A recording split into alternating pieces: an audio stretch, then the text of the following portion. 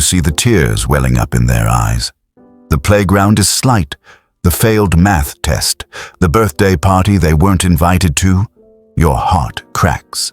Every primal instinct screams to swoop in, to fix it, to make it better, to absorb the hurt so they don't have to feel it.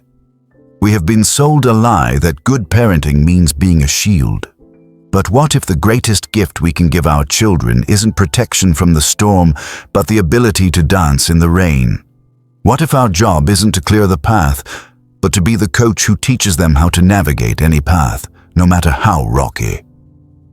The ancient Stoics, a Roman emperor, a former slave, a political advisor, faced exile, war, and betrayal. Their philosophy wasn't developed in comfort.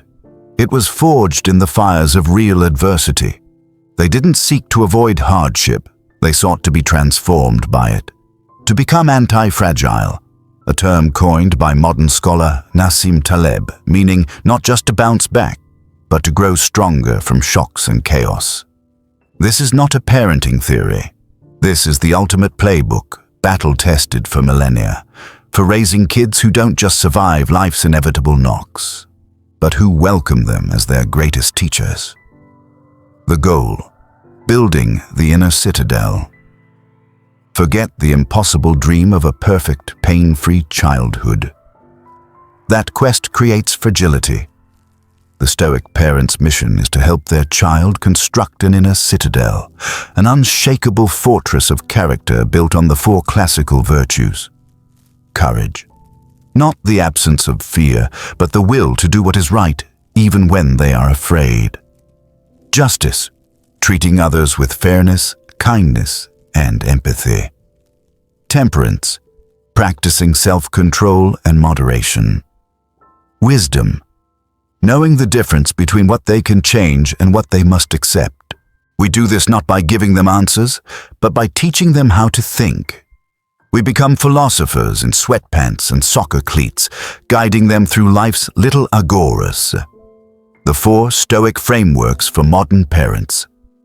Framework 1. The Circle of Control game. This is the kid-friendly, practical application of Epictetus's dichotomy of control. It is the single most powerful tool for preventing anxiety and fostering agency. The concrete practice. Literally draw 2 circles with your child. Label the inner circle, my circle of control. Label the outer circle, outside my circle. When disappointment strikes, the rain cancels the zoo trip, a friend says something mean, pull out the visual. I see you're feeling really disappointed. That's a real feeling. Let's look at our circles. Is the weather in our circle? No, it's out here. We can't control that. But what is in our circle?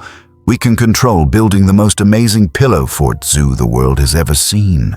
We can control putting on our rain boots and splashing in the puddles. What should we control first? The modern why. This does 2 things instantly. It validates their emotion, preventing suppression, and then pivots their focus to their agency, preventing helplessness. You are teaching them to emotionally regulate by cognitively reframing. You're giving them a tool they can use for life, from a cancelled playdate to a college rejection. Framework 2. The obstacle is the way. Reframe. The core Stoic mantra is a child's natural language. It turns problems into puzzles. The concrete practice, when they hit a genuine challenge, a math problem that makes them want to quit, a complicated Lego build that keeps falling over. Get on their level. Adopt a tone of curious excitement.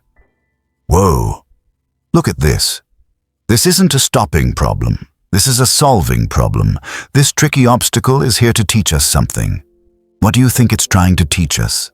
Maybe it's teaching us to take a deep breath and look at it from a different angle.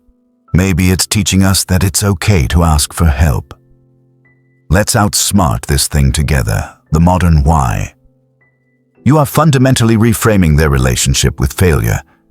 It is no longer a verdict on their ability, I'm bad at math, but a necessary and neutral part of the learning process. This is how I get good at math.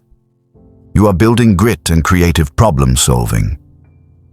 Framework 3. Live virtue talk, narrating your inner Stoic. Children are phenomenal eavesdroppers on our inner lives, so we must narrate the show we want them to see. The concrete practice. When you're stuck in traffic, instead of gripping the wheel and muttering, model the internal dialogue of a practicing Stoic. Ugh, this traffic is so frustrating.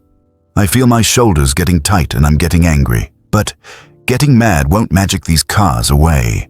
That's outside my circle. What's inside my circle? I can control turning this into a sing-along party.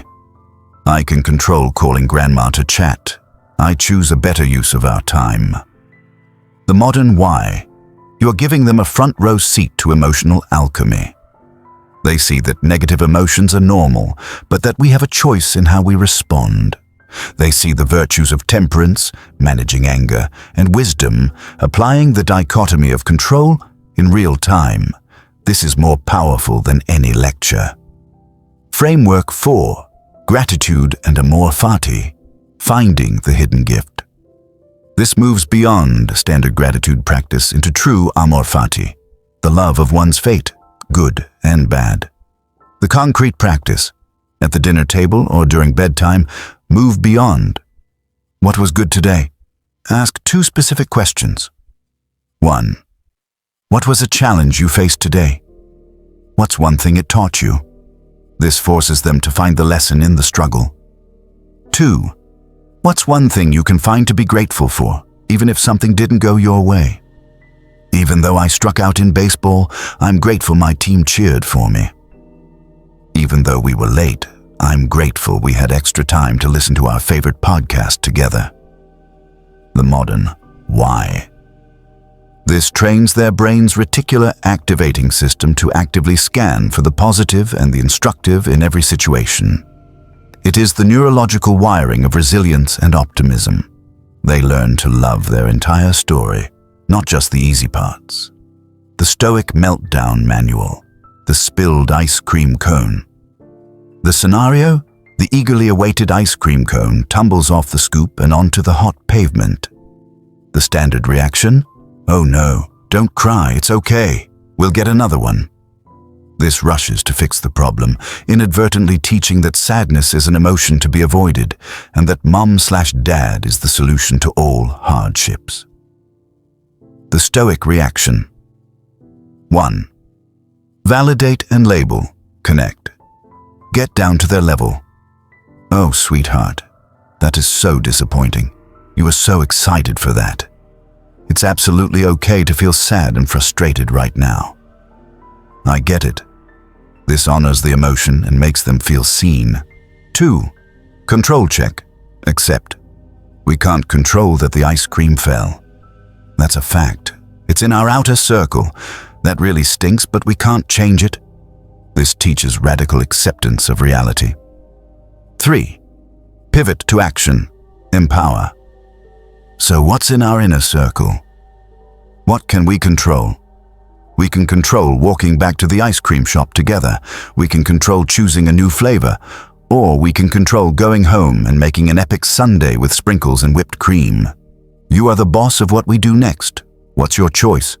This returns agency and power to them. This approach connects, accepts, and empowers. It turns a meltdown into a masterclass in emotional resilience. Your mission. The philosopher parent. This is not about perfection. It is about intention. It is about understanding that your most enduring legacy will not be the problems you solved for your children, but the unbreakable inner tools you helped them forge within themselves.